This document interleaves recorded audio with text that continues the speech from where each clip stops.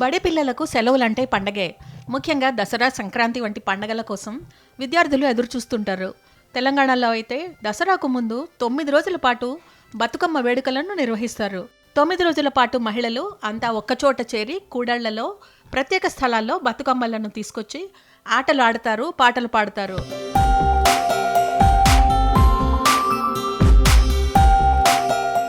అటు ఏపీలో తిరుపతిలో శ్రీవారి బ్రహ్మోత్సవాలు, ఇంద్రకీలాద్రి శరన్నవరాత్రి వేడుకలు అత్యంత వైభవంగా ఈ సమయంలో ఘనంగా జరుగుతాయి.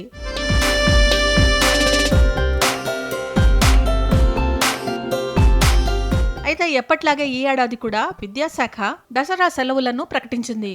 ఇక తేదీల విషయానికి వస్తే తెలంగాణలో సెప్టెంబర్ 21వ తేదీ నుంచి అక్టోబర్ 3వ తేదీ వరకు మొత్తం 13 రోజుల పాటు ప్రభుత్వ పాఠశాలలకు దసరా సెలవులను ప్రకటించనున్నారు. అటు ఆంధ్రప్రదేశ్లో సెప్టెంబర్ 24వ తేదీ నుంచి అక్టోబర్ 2వ తేదీ వరకు దసరా సెలవులు ఇవ్వనున్నారు. ఆంధ్రప్రదేశ్లో కంటే తెలంగాణలో 2 రోజులు ఎక్కువగా సెలవులు రానున్నాయి. తెలంగాణలో దసరా సెలవులు అక్టోబర్ 3వ తేదీతో ముగుస్తాయి. 4వ తేదీ నుంచి విద్యా సంస్థలు పనిచేస్తాయి. కానీ మర్నాడు అంటే అక్టోబర్ 5వ తేదీన మిలాదున్నబీ సెలవు ఉంటుంది. అటు ఆంధ్రప్రదేశ్లోనూ క్రైస్తవ విద్యా సంస్థలకు దసరా సెలవులను ప్రత్యేకంగా ప్రకటించారు.